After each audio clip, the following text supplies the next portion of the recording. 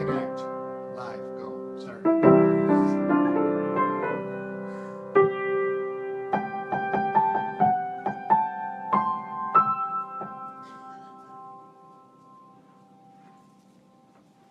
Oh, well, good evening, everybody, and welcome to the 5th installment of Katie's Christmas Corner.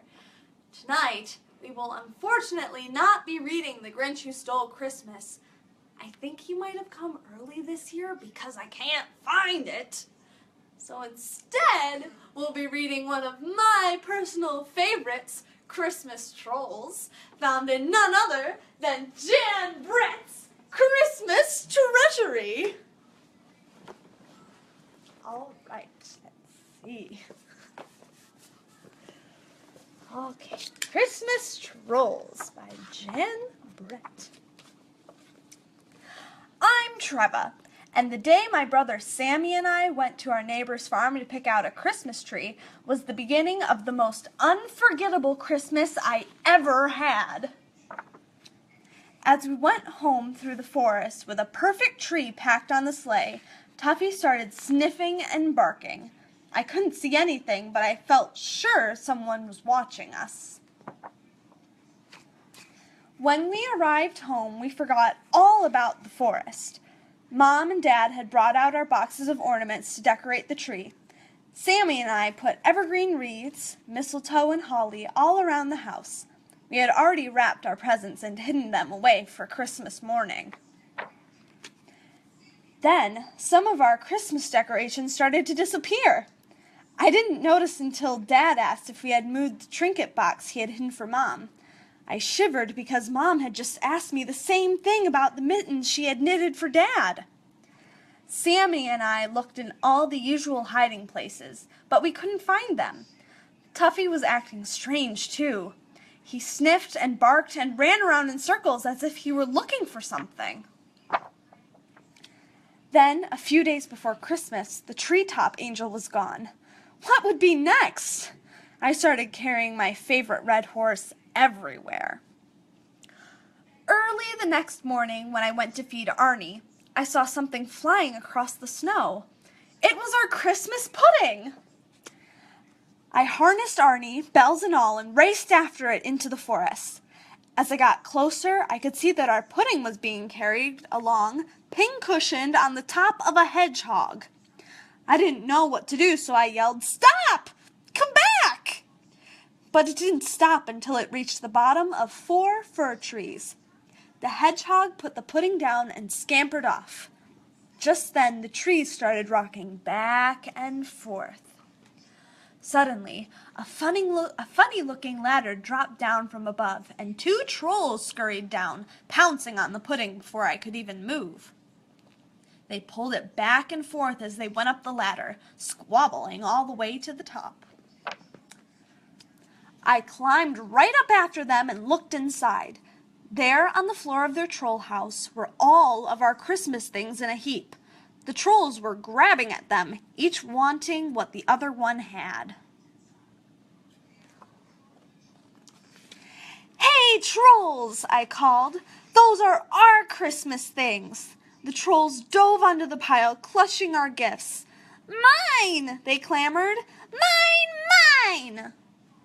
I looked at them and had to smile. Their shirt tails were hanging out. Their pants were torn and patched. Their cheeks were bright red, and their hair was standing straight up from all the pulling and tugging at each other. "Christmas!" they wailed. "We want Christmas!" "You want Christmas?" I asked, puzzled. "Yes!" they shouted. "Give us Christmas!" "Well, you can't just take Christmas," I said. The trolls looked surprised. They squeaked, they gulped, they shuffled their feet. "We want Christmas," they said, sounding miserable. "Okay, you can have Christmas, but first, what are your names?" "Mig," said one. "Tig," said the other. I looked around their messy hut. Mig, Tig, Let's begin by getting your house ready for Christmas. I started to straighten up and put things away. They began to help. Nice, I said when we had finished. Now let's make your house look like Christmas. We went outside and gathered evergreens, berries, and pine cones. Now we need a Christmas tree, I told them. Oh, that's easy. You live in the trees, so you can have 4 trees instead of just 1 if you want to. Christmas trees, they shouted, jumping up and down. We decorated each of the trees that held up the troll house. Tig and Mig had a small setback on the way back to the hut. I knew I had some more explaining to do. When I first got here, you were snatching things for yourselves and acting really grumpy. Try playing together and having some fun. Fun? They asked. I showed them how to jump rope. I told them how much I liked their tail knots and earrings.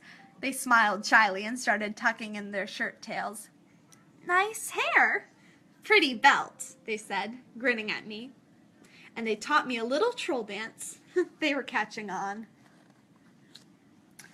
Now, if you really want Christmas, you must be generous with each other.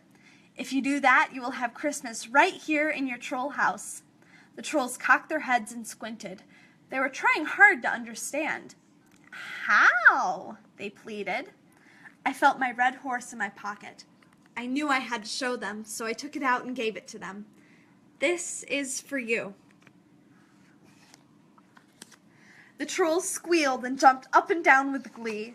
They took turns passing my horse back and forth, happily playing with it together. It was time for me to go home. I slipped out quietly and climbed down to Arnie. To my surprise, their hedgehog had packed all of our presents on the sleigh for me to take home while we were leaving Christmas in the troll house. On Christmas morning, Sammy and I ran downstairs to find our tree alight with candles and our stockings filled. We opened our presents in front of the fire. But this Christmas morning was full of surprises. I heard a bumping and a scratching noise. Tuffy barked. I listened and followed the sounds. Outside on the doorstep was a Christmas present. I unwrapped it and found a wild and wonderful troll horse. Tig and Mig, I exclaimed. When I held it, I knew for sure that the trolls understood Christmas, and I knew that this was the best Christmas ever. The end. Thank you so much for joining me for this episode of Katie's Christmas Corner. Join me tomorrow at 8 o'clock here on Facebook when we read The Polar Express. Until then, have a wonderful evening and Merry Christmas.